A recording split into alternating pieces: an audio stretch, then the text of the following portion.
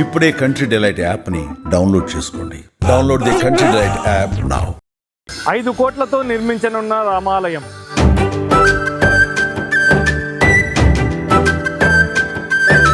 రామ దేవాలయాన్ని నిర్మిస్తున్న ముసల్మాన్. శరవేగంగా సాగుతున్న రామాలయం పనులు. గంజేలి గ్రామంలో కుల మతాలకు అతీతంగా నిర్మిస్తున్న రామాలయంపై సుమన్ టీవీ ప్రత్యేక కథ.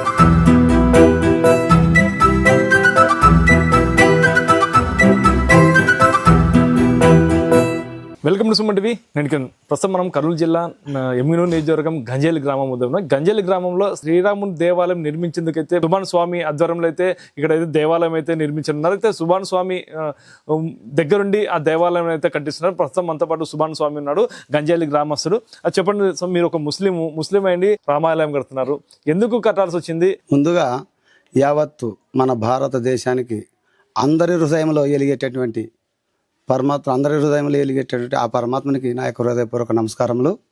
మరి రామ్ దేవాలయం ఎందుకు కట్టాల్సి వచ్చింది మీరు అడుగుతున్నారు. ముందుగా ఇక్కడ మేము రూమల్లోకి వచ్చినాము, ఊర్లో వెళ్ళి షిఫ్ట్ అయ్యి ఇక్కడ మాకు భక్తి మార్గం చేసుకుందామంటే ఏది లేకుండా ఉంటే అందరం మా గ్రామ పెద్దలు అందరం కలిసి ముందుగా నాకు అక్కడ మహబూబ్ సుబహాని కట్ట అని జెండా కట్ట అంటారు, దాన్ని కొంతమంది దసరాయ కట్ట కూడా అంటారు. అది కట్టి అందరం కలిసే కట్టినాము. మరి మామితే నీ అమ్మడి వచ్చి దాన్ని కట్టించాము కదా స్వామి, మరి మాకు కూడా ఇంత నీ యొక్క సహాయ సహకారం ఉంటే మేము కూడా దీన్ని కట్టుకుంటామంటే మా గ్రామ ప్రజల కోరిక మేరకు, అలాగే మా గ్రామ పెద్దల కోరిక మేరకు నేను ఈ విధంగా ఈ గుడి కట్టాల్సి వచ్చింది. గుడి కట్టాలంటే కొన్ని కోట్లు ఖర్చు అవుతుంది, ఆ డబ్బులు ఎక్కడివి? ఇంతకు కట్టాలంటే మీరే ముందుకు ఎందుకు వచ్చారు? మేము ఎందుకంటే ఈ ఊర్లో మహాత్మా బడే సాబ్ తాత అని మా తాత 7వ తరం తాత ఇక్కడ ఉంది. ఇక్కడ ఉరుసు కూడా అపురూపంగా జరుగుతుంది. ఇక్కడ హిందువు ముసల్మాను భాయి మాదిరిగా ఉంటాము. సబ్కా మాలికు ఏక్ హే అనే విధానంతో మేము నడుచుకుంటాము. అది ఎట్లా ఏక్ అంటారంటే కూడా దాని విధానం కూడా మేము చెప్తాము.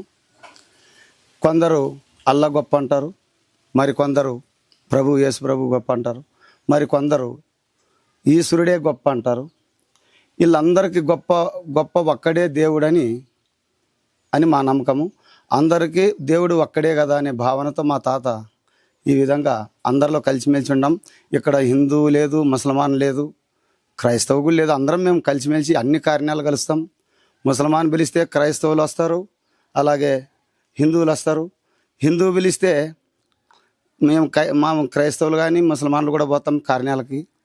మరి అలాగే మేము పిలిస్తే వాళ్ళు మొత్తం రెడ్లు బ్రాహ్మణులు అందరూ కూడా మా పెళ్ళిళ్ళకి వస్తారు. ఎక్కడో హిందూ ముసల్మాన్ భాయ్ అనే మాటలు విన్నాం, కానీ ఇక్కడ మేము ఒక పద్ధతిలో మహాత్మా బడే సాబ్ తాత యొక్క ఆయన చేసినటువంటి ఘనకార్యంతో మేము మా తాత అడుగుజాడలో నడచాలని మేము ఈ విధంగా నడుస్తున్నాము.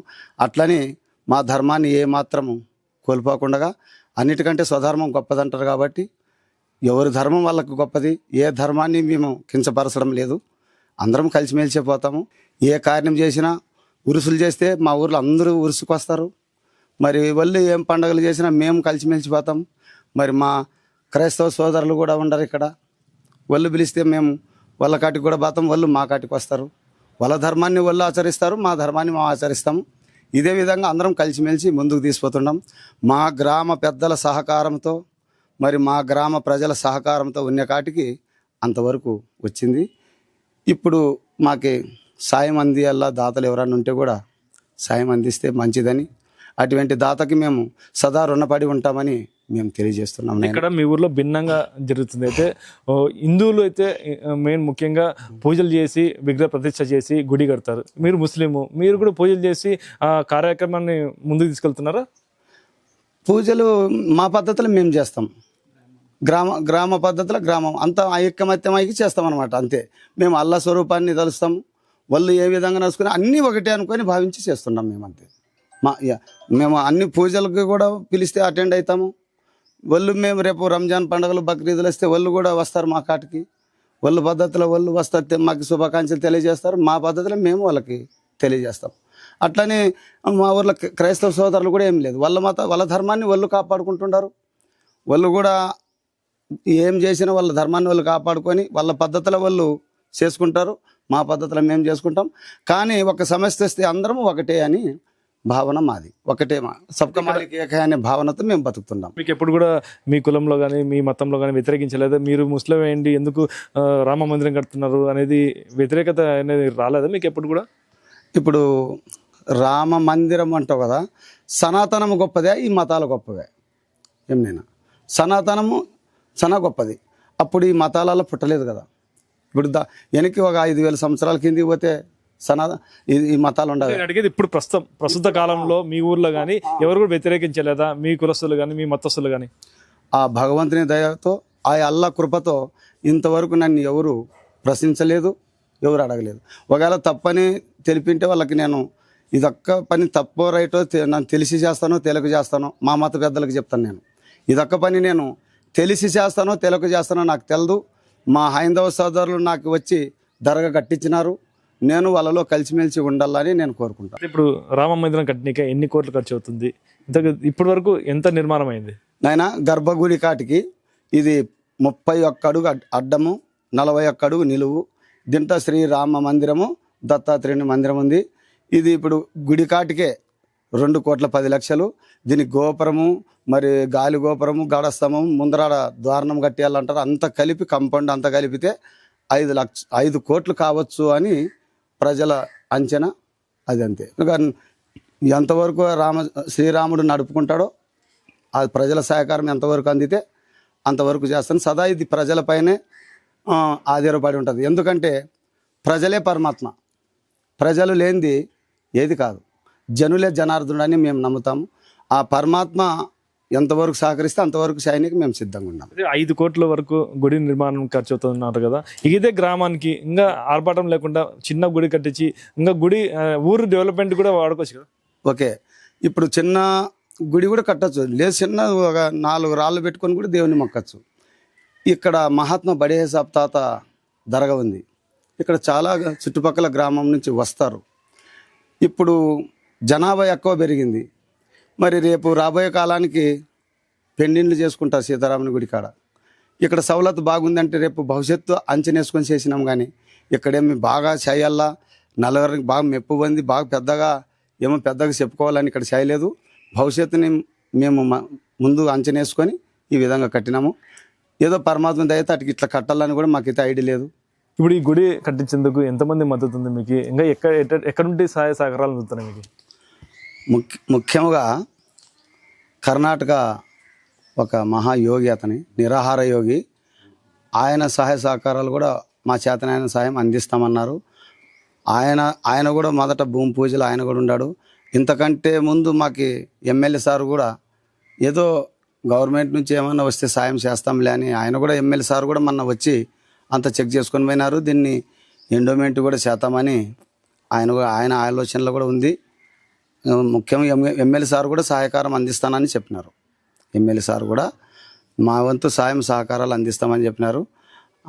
అలాగే ఇప్పుడు ఇక్కడ పక్కన కళ్యాణ మంటపం కొరకై షెడ్డు నిర్మించినాము. దానికి కూడా మొత్తం షెడ్ ఒకటే కాదు, మొత్తం ఇటు పిల్లల కాంపౌండ్ ఇది అంత చేసింటే 18.5 షెడ్ వచ్చిపోయా, అంత వచ్చిపోయా 18.5 లక్షలైంది. దానికి కూడా మా గ్రామస్తులు శాతం కటికి చేసినారు. ఇది ఇన్ని కోట్లు అంటే మాకు అంచనేం తెలదు. అటు వరకు వస్తుంది, అటు వరకు లేదో చేసుకుంటా పోదామని మొదలుపెట్టినాము, చేస్తుంటాం. గ్రామస్తులు చందాలు కాకుండా మిగతా అమౌంట్ ఏమన్నా తక్కువ పడితే మీరే సొంతంగా చేసుకుంటారా? ఎక్కడనైనా నా ఇంట్లో మీరు ఇల్లు స్వాధీనం చేసుకుని నాకు 1 సెంటు సొంత ఫలం లేదు. ఏమనైనా మహాత్మను మేము కూలిపోయే బతుకుతాము. ఎందుకంటే అందరూ స్వామి అని ఇష్టపడుతుంటారు. మా తాత తరపున మాది 7 తరాల చరిత్ర ఉంది ఇక్కడ గంజేలలో. ఆ తాత తరపున మాకు అందరూ గ్రామస్తులు ఇష్టపడుతుంటారు. నువ్వు ఉంటే ముందుకు వస్తారు స్వామి అంటే ఉండం. కానీ మా సొంత డబ్బు మాకు ఎక్కడి నుంచి వస్తుంది? మీ అందరూ భక్తుల సహాయ సహకారం ఉంటే ఆ శ్రీరామచంద్రుడు ఇంకా ఇక్కడ ఎలగల్లనే అందరూ హృదయంలో అందరి భావన కలిగి వస్తే చేద్దాం. అది వస్తే అనేది వస్తారని మా యొక్క సంకల్పం చేసి మేము ఇది చేసినాం. సంకల్పం చేత అన్నీ అవుతారంటారు కదా, ఆ విధంగా మేము సంకల్పం చేసినాం. కానీ మా కాడ ఏమీ లేదు. ఓకే. అయితే కుల మతాలకు అతీతంగా అయితే ఇక్కడ గంజేలి గ్రామంలో అయితే ప్రజల మద్దతుతో అయితే గుడి నిర్మిస్తున్నామని చెప్పేసి నా పైన ఎలాంటి ఆరోపణలు వచ్చినా కూడా నేనైతే గుడి నిర్మాణంకి అయితే కృషి చేస్తానని చెప్పేసి సుభాన్ స్వామి అయితే చెప్తున్నాడు. ఈ గ్రామం మొత్తం చాలామంది భక్తులు ఉన్నారు, ఆయనకి శిష్యులైనారు. ఈ శిష్యులు గంజల గ్రామంకే కాదు, ఆయన మన జిల్లాలో శిష్యులు ఉన్నారు, తర్వాత కర్ణాటకలో చాలామంది శిష్యులు ఉన్నారు. ఆ శిష్యులు మా గ్రామం అందరూ కలిసి ఈ యొక్క దేవాలయంకి కట్టిస్తే ఆయన పేరుని మేము నిలబెడతాడని కలిసి ఆయన పోయి మేము అందరూ అడుక్కున్నాము. స్వామి మీ తాతకి అంతమంది గంజలబడి తాతకి మేము హిందువులు అందరూ వచ్చి మేము మొక్కుతున్నాం కదా, ప్రతి సంవత్సరం అంత ఉరుసు జరుపుతున్నాం కదా, మరి మీ తాతకి మేము అందరూ సహకరిస్తున్నాం, మా దేవునికి మీరు ఎందుకు సహకరించారు స్వామి అని అంటే, సరేలే మీరు మీ నిర్ణయం ప్రకారం నేను కూడా నా శిష్యులు ఉన్నారు, నా శిష్యులు తర్వాత వచ్చి మీరు అందరూ గ్రామం ఐక్యమైతే నేను కూడా మీకు సహకారం చేసి ముందు నడిపిస్తానని చెప్పినాడు. కానీ ఇంతవరకు ఆయన భక్తులు ఇంతవరకే ఆయన జోల పెట్టి ఎవరిని అడగలేదు. కానీ భక్తులు ఆయనకి తోచినంత ఏదో మాకు వర్త సహాయం చేస్తున్నాము. కానీ ఆయనకి ఇంకా పెద్ద వాళ్ళు ఉన్నారు, స్వామి నువ్వు ఎంతవరకు కట్టిస్తావో కట్టి మిగిలింది మేము చూసుకుంటామని చెప్పినారంట కర్ణాటక భక్తులు, ఎమ్మెల్యే గారు, ఎంపీలు గారు. కానీ మనం ఎందుకు మన ఆంధ్రలో ఉండికేసి ఎమ్మెల్యేలు కర్ణాటక మంత్రులు ఏం అవసరము, మన తాలూకు యమునూరుకి తాలూకి జైనాథ్ ఎమ్మెల్యే ఉన్నారు కదా, ఆయన ఒకసారి అడుగుదామని పోయినాము. కానీ సరైన కేసు ఆయన ఎండోమెంట్ కింద పెట్టిస్తానని చెప్పినాడు. తర్వాత దేవాదాయ శాఖ మంత్రితోటి సంతకాలు తీసుకొచ్చినాడు. కానీ తీరా చూస్తే ఎండోమెంట్ కాలేదు ఇది. మరి ఎండోమెంట్కి అప్లై చేసినాము. నిన్న కూడా శేఖర్ సార్ వచ్చి చూసిపోయినాడు. మరి ఆయన కూడా నా సహకారాలతో గవర్నమెంట్ ఉంటే కాదు, నేను కూడా నా స్వయం కృషితో నేను కూడా ఇవ్వగలను, నాకు తోచినంత నేను ఇవ్వగలను. కానీ ఈ గుడి మాత్రం ఆపొద్దండి, ఏది ఏమైనా ఆపొద్దండి అని మా సుభాన్ సాతకి ప్రజలకు చెప్పినాడు. కానీ ఆ ధైర్యంతో ముందుకు పోతున్నాం. మేము క్రైస్తవులైనా అన్ని దేవుళ్ళు పాటిస్తాం. ఇక్కడ మాకు గంజల గ్రామంలోనో పెద్దగా బడే సాహెబ్ తాత ఉన్నాడు. తాత పచ్చాన మేము అన్ని దేవుళ్ళు కొలుస్తాము, అన్ని సేవలు చేస్తాం. మరి మాకు ఈ కుల భేదాలు ఏమీ కనపడవు. మేము సమరసంగా అన్నీ కలిసిపోయి మా పనులు చేసుకుంటాం. ఇక్కడ మరి రామదేవాలయం అని ఒక చాలా బ్రహ్మాండంగా ఆయన పని పెట్టినారు.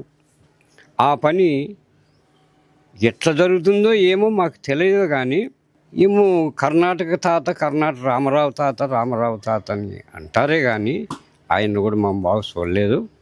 ఇక్కడ మా గంజల్ల బడే సాహెబ్ తాత పితాధిపతి సుభాన్ స్వామి గారు ఆయన్ని తోలుకొచ్చి ఇక్కడ బునాది వేయించినాడు. మరి ఇది కొద్దిపాటుగా మరి స్టాప్ లెవెల్ అయిపోయింది. ఇక్కడ ముఖ్య ఉద్దేశం ఏమంటే మన భారతదేశ చరిత్రలో ఇక్కడ అప్పటి నుంచి ఇప్పటి వరకు కూడా రామంది అనేది ఒక పెద్ద పేరు. ఆ పేరు ఇక్కడ మా ఏంటంటే హిందూ సాంప్రదాయబద్ధంగా అందరూ ఉండేప్పుడు స్వామి అక్కడ దసరా కట్టుకుంటాడు సుభాన్ స్వామి మాకు రామ దేవాలయం కట్టాలంటే ఆ మంచి మాట ఇచ్చేది, ఒక్క మాట కట్టుబడి ఆ మాట కట్టుబడి ఆయన పనులు వదులుకొని ఇంత పెద్ద దేవాలయం నాకు తెలిసి మా తాలూకులో ఎక్కలేదు రామ దేవాలయం అంటే దాదాపు అంటే అది అంచనా ఇస్తే ఒక 5 కోట్ల మేరకే వస్తుంది. మరి ఆయన ఏ ధైర్యంతో ముందు తీసుకొద్దని బునాదేసినాడో తెలియదు. కానీ గ్రామంలో ఎక్కడ తిరగడు, ఏ ఊరి దగ్గర డబ్బులు అడగడు. ఎవరు భక్తులు అంటే విపరీతంగా మనిషి కాదు, రోజుకి ఆయనకు 100 మంది పైన ఆయన కాటికి వచ్చి ఆయన దర్శనం చేసుకొని కాళ్ళ ముక్కిపోతుంటారు. ఎందుకంటే ఆయన వాళ్ళకి తెలిసిందో మనకే తెలియదు. కానీ వాళ్ళు వచ్చి ఇచ్చిపోతుంటారేం. కానీ ఈ గుడి కట్టడం అంటే నాను కూడా సర్పంచ్ ప్రజెంట్గా సర్పంచాయతీ కూడా మంచికి ఏం చిన్న సహకారం ఇంతవరకు చేయలేదు. ఏదో వస్తే వచ్చిపోవడం చూడడము ఏదన్నా ఉంటే ధైర్యం చెప్పడం తప్ప ఇంతకుముందే 18.5 లక్షలు పెట్టి షెడ్ వేసినాడు రామదేవాలయం గుడి కట్టకముందే. అంటే ఇక్కడున్న జనాలకి పెన్నీళ్ళు చేసుకునే, ఇంకోటి రాత్రి పూట వర్షాలు వచ్చినప్పుడు వాళ్ళకి ఈడం జరుపుకున్నప్పుడు ఇబ్బంది అవుతుందని చెప్పి ఆయన మాకు ఒక దేవుని రూపంలో పనిచేస్తున్నాడు. కానీ ఆయన చనిపోయిన తర్వాత కూడా కొన్ని ఏళ్ళ పాటిది షెడిఫానా పేరు ఉంటుందని చెప్పి ఆయన పెద్ద పని. ఎందుకంటే మనం కొట్టం వేసుకోలేము. అటువంటిప్పుడు ఈ మంచి ఏ రూపంలో కడుతున్నాడో, ఇంకో రామరావు తాతని కర్ణాటకనైనా ఆయన కూడా సహకారం చేస్తున్నాడు. హిందూ దేవాలకి ఎక్కువైనా ప్రాధాన్యత ఇస్తున్నాడు. ఇది ఇక్కడ పరిస్థితి. కెమెరా పర్సన్ నాగబాబుతో కిరణ్, సుమన్ టీవీ, ఉమ్మడి కర్నూలు జిల్లా.